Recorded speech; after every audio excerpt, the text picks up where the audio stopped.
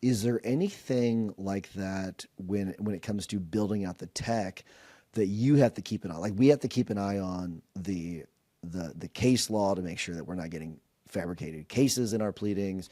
Is there anything like that when it comes to the tech world that you're working on that concerns you to the point where you all have like checklist items to make sure that you're safe? Oh, I think we need every aspect of the company needs processes related to that. I mean, there is no place where AI is the end all and be all. I mean, particularly, if you, it is helping us to write code. It has doubled our productivity writing code in the last 3 months. I mean, it's crazy. But it writes bad code. So, the job switches for the people who are reviewing the code to, make sure that it is properly done. You become an editor more than a drafter. And you also have to be an architect because it's not necessarily good at the architecture of the code and how all of that works. So there's clearly in that part of the world. One of the things I really worry about with AI, a question I ask myself a lot is it making me smarter or dumber? And that's particularly true in my part of, I do content and, marketing where you have to be just so tuned into your customer. And it's really easy to turn out garbage in AI.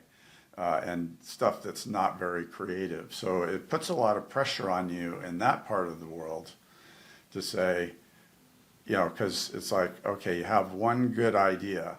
Now AI can help you put that idea, to make that idea into something real. Like, now this is going to sound silly, but I made some cartoons about legal administrators and managing partners. And it's like, am I capable of drawing those myself? Probably not.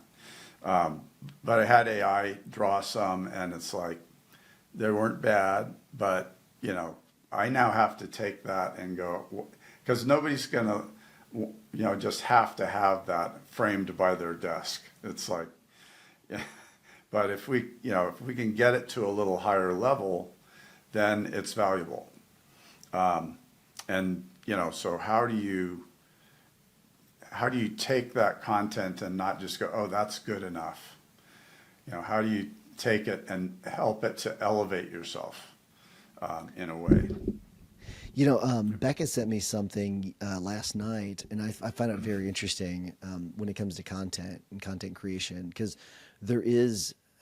I spoke at Disrupt a month or a half ago, or maybe 2 months ago, and I talked about you could create like a mediocre law firm right now with just AI. You could do that, a fully AI run law firm, but it's going to be mediocre, really at best. Yeah, It's going to yeah. be, but with same thing with content. You can create content right now, poor content that is all AI. But YouTube just recently they said that starting July 15th, they're only monetizing content with real human voices, which I thought was I was like, that's an interesting move because you've had all of these faceless Facebook channels popping up, making lots of money off of YouTube, and they're shifting that. And I found that to be really, really interesting.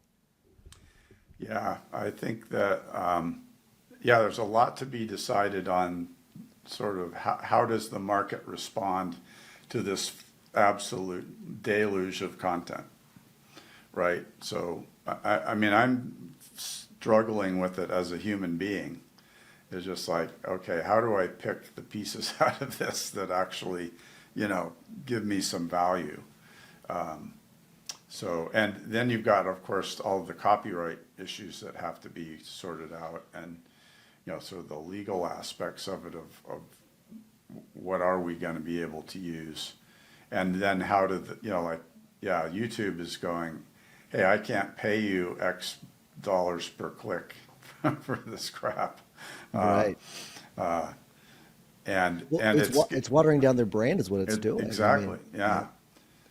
Yeah, well, and, you know, I don't know if we'll get into marketing at all, but, you know, like, that's being totally disrupted. The search and paid digital advertising is being totally disrupted by AI.